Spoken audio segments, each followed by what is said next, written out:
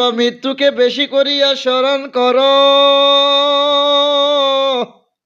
কখন জানি মৃত্যু চলিয়া আসিবে, কখন জানি কোন দোকানের সাদা কাপড়, কোন দোকানের গোলাপ জল, আর কোন দোকানের আতর দিয়া, ওরে বাবা বড়ই পাতার গরম পানি,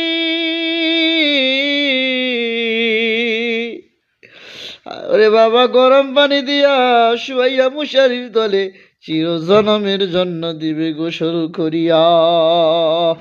ওরে বাবা যেখানেই থাকো না কেন মৃত্যুকে স্মরণ কর, মৃত্যু অনিবার্য, মৃত্যু তোমার হবে, মৃত্যু থেকে কেউ পালাতে পারে না, মৃত্যু তোমার পিছু ছাড়বে না। আল্লাহ বললেন কুল্লু নাফসিন যায়িকাতুল মাউত, মৃত্যু তোমাদেরকে আখিরিয়া ধরবে। আল্লাহ রাসূল বলেছেন তোমরা মৃত্যুকে বেশি করিয়া স্মরণ করো। আকসিরু হাযা যিকরুল মাউত,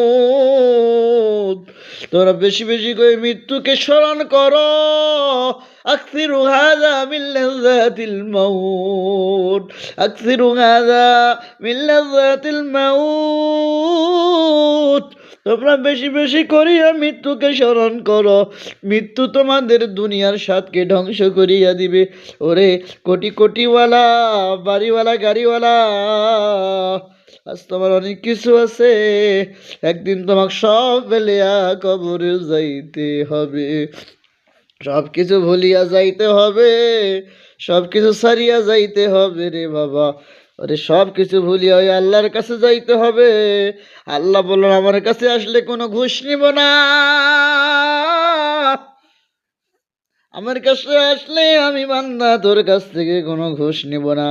আল্লাহর রাসূল বলছেন ইজা মাতাল ইনসান, যখন কোনো মানুষ মৃত্যুবরণ করে ইনকত আনহু, তার সমস্ত আমলের দরজা বন্ধ হইয়া যায়।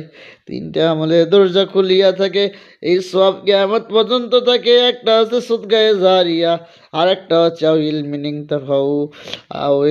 তাফাউ, যা কিছু ইলম অর্জন করেছেন অন্যকে শিক্ষা দিয়েছেন এটার সব।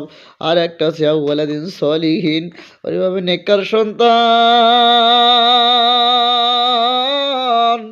তোমার জন্য দোয়া করবে দুইখানা হাত তুলিয়া, রব্বির হামহুমা কামা রব্বায়ানি সগীরা বলে এই দোয়া আল্লাহর কাছে কবুল হইয়া যাইবে। সুবহানাল্লাহ।